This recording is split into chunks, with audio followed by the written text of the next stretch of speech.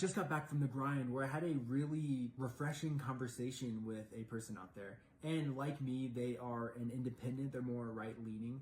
But we talked for probably a good 2 hours about what are the problems facing Cedar City. And like a lot of people out here, he moved away from his hometown, which was Bullhead City, because it experienced really rapid growth and industrialization in a very short amount of time. And it became unrecognizable from the town that he grew up in.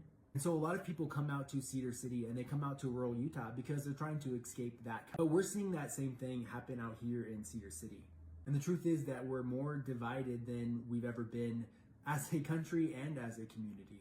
What was so refreshing about this conversation is that we focused on the things that unite us rather than the things that divide us. The fact that we both care about our community, we care about the local economy, we care about working families being able to afford homes out here and protecting our public lands. And of course, I had to ask him what were his thoughts on the data center. He took an even more hardline stance than I do, which is we don't need these things. Why the hell are they building these things? Whereas I say these things are going to be built and they're going to be built somewhere. But if that's going to be in my backyard, then we need to ensure that these trillion-dollar corporations aren't simply moving in and harming our community by using up our water and polluting our air, but are actually making sure that Cedar City residents and residents of Iron County are benefiting from that. And at a minimum, to me, that means renewable energy. But renewable energy is one of these things that divides us, that has become so politicized, when the truth is actually the cheapest source of energy per watt. And we talked a lot about the Epstein files, and we talked a lot about geoengineering and cloud seeding, and whether the chemicals or heavy metals that are in those aerosol sprays are harming human health. And I pointed out to him that whether or not that is a conspiracy theory, what is not a conspiracy theory is that our bodies are more polluted than they've ever been at any other time in human history. There are so many microplastics in our water and in our food. Male fertility has dropped 50% in the last 50 years. But when you're framing these kinds of conspiracy theories about COVID-19 or chemtrails against the revelations in the Epstein files, the truth is we can't put anything past these people. For a long time, it was easy for me to understand why American politics is so corrupted. And it's because all of our politicians on both parties are essentially owned by corporations. And they will do whatever is beneficial to their corporate masters, regardless of the harms that it does to the people that they're supposed to represent. So when I look around at our media ecosystem, at social media, at Fox News and CNN, and the fact that we're more politically divided and honestly spiritually divided than we've ever been, I have to wonder how much of this identity politics and this culture war that keeps us focused on these wedge issues is actually in service of the billionaire corporate oligarchs. How much of it is in service of their agenda? And are we unwittingly pawns in that game? Because whether you are someone with conservative values or you are someone with progressive values, the truth is that we don't have a party that represents us. We have a party that wraps itself up in marketing and tells you that they are representing you, but then they turn around and they vote for things that hurt you and hurt working people across this country, right or left.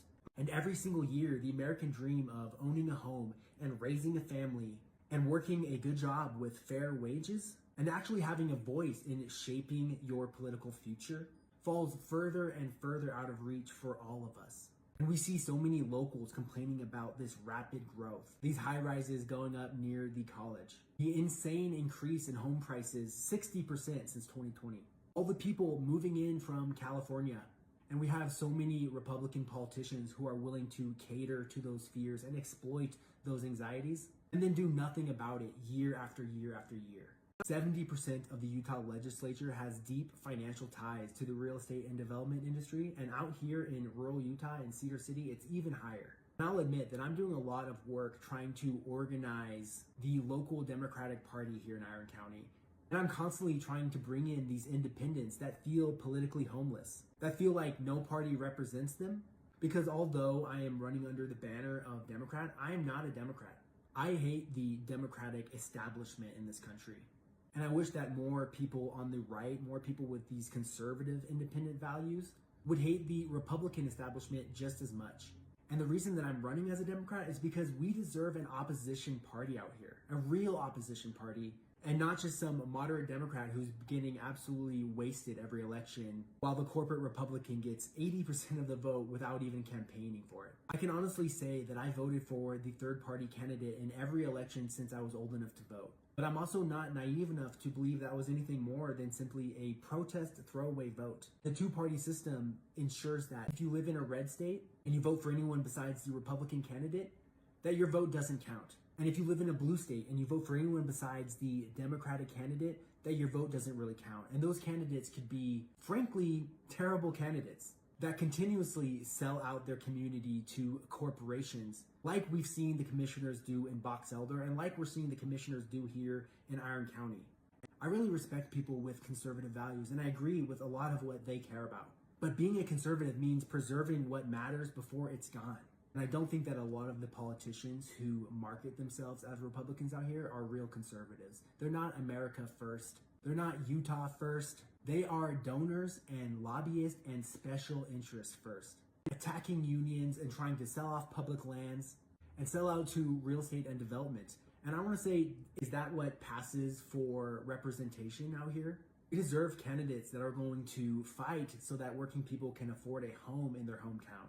And so that we can afford healthcare, so that when we get sick, we don't also lose everything else. And that will protect our air and our water from corporate polluters.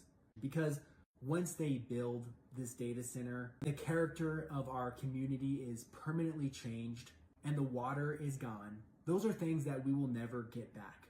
I moved to Cedar City because I'm an avid outdoorsman and I love rural Utah. I love the access to nature, the national parks. I love the farming heritage, but everything that I love and everything that we love about our town and our community is at risk of being destroyed by corporate politicians who don't even pretend to represent us anymore. And I'm not anti-progress or anti-technology. I actually call myself a progressive independent. But right now, we have a real opportunity to set a framework for how Cedar City is going to grow so that it stays connected and it stays affordable and the local economy remains resilient. I've had family that has lived out here in Cedar City for decades who vote Republican.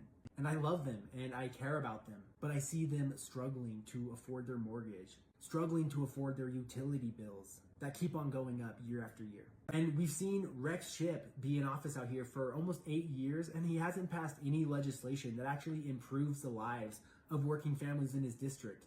It's all trans kids in sports and book bans. And when I say that we should kick politicians out of office that want to sell off our public lands, that attack unions, defund public schools, and rig our maps to stay in power without actually having to represent their constituents, then that shouldn't be a partisan issue either. And all of us, right, left, and in between, need to work together to ensure that we're building a Utah that working people can actually afford to live in and protects the things that makes this state so special.